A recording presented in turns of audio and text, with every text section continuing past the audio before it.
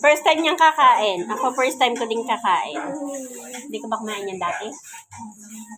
Ito'y bunga ng aming durian. Isang buo lang yan. Ay, nag-iinit o. Iwan pa rin.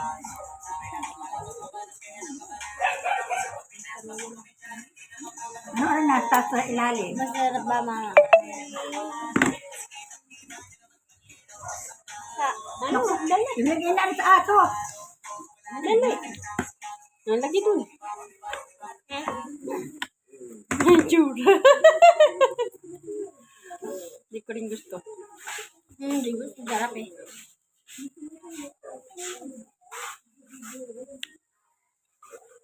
Hindi ko kaya. Pero itatry ko ulit na kumain ng frozen. Pag frozen siya. Hindi naman ako nagre-reklamo sa amoy.